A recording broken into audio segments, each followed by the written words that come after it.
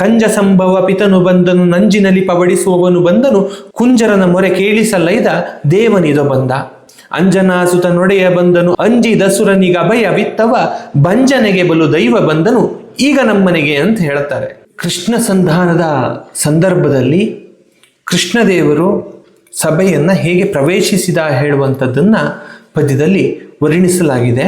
ಬಹಳ ಚೆನ್ನಾಗಿ ಇದನ್ನು ಹೇಳಿದರು. ಆದರೆ ಶ್ರೀಯುತ ಕಣ್ಣಿಮನೆ ಗಣಪತಿ ಭಟ್ರವರು, ಖ್ಯಾತ ಯಕ್ಷಗಾನ ಕಲಾವಿದರು, ಅವರು ಸುಧನ್ವನ ಸಂದರ್ಭಕ್ಕೆ ಅದನ್ನು ಬಳಸ್ಕೊಂಡ್ರು. ಆ ಪದ್ಯ ಹೀಗಿದೆ: ಅರಸು ಬಂದನು ಭಾಗವತ ಜನ, ಪರುಷ ಬಂದನು ಭಕ್ತ ವತ್ಸಲ, ಕರುಣಿ ಬಂದನು ತನ್ನ ನೆನೆದರೆ, ಪರಮ ಪದವೀವ ಪರಮ ಪುರುಷೋತ್ತಮನು ಬಂದನು, ದುರಿತ ದುರ್ಗ ವಿಭಾಡ ಬಂದನು, ಸುರರ ಸಲಹುವ ದೇವ ಬಂದನು, ಈಗ ನಮ್ಮನೆಗೆ ಅಂತ ಕಣಿಮನೆಯವರು ಅಲ್ಲಿ ಹೇಳ್ಕೊಂಡು ಬರ್ತಾರೆ.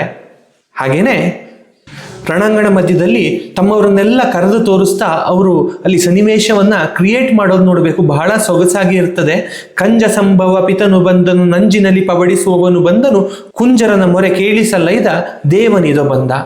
ಅಂಜನಾಸುತ ನೊಡೆಯ ಬಂದನು, ಅಂಜಿ ದಸುರನಿಗ ಅಭಯವಿತ್ತವ, ಬಂಜನೆಗೆ ಬಲು ದೈವ ಬಂದನು, ಈಗ ನಮ್ಮನೆಗೆ ಅಂತ ಹೇಳ್ತಾರೆ. ಪದ್ಯದಲ್ಲಿ ವರ್ಣಿತವಾಗಿರುವಂಥದ್ದು: ದೇವ ಬಂದನೆ ತನ್ನ ನೆನೆಮರ, ಕಾವ ಬಂದನು ದೈತ್ಯ ಕುಲವನ, ದಾವ ಬಂದನು ಭಾಗವತ ಜನ ಲೋಲುಪನು ಬಂದ, ಭಾವಿಸುವಡ್ ಅಗಹಾರಿ ಬಂದನು, ಕೋರಿ ಬಂದರೆ ತನ್ನ ನೀಯುವ ದೇವ ಬಂದನು, ವೀರನಾರಾಯಣನು ನಮ್ಮನೆಗೆ ಅಂತ ಅವರು ವರ್ಣಿಸ್ತಕ್ಕಂಥ ಪರಿಯನ್ನ ಕಾಣುವಾಗ ಎಂಥವರಿಗೂ ಮೈ ಪುಳಕಿತವಾಗಬೇಕು ಹೇಳುವಂಥದ್ದು.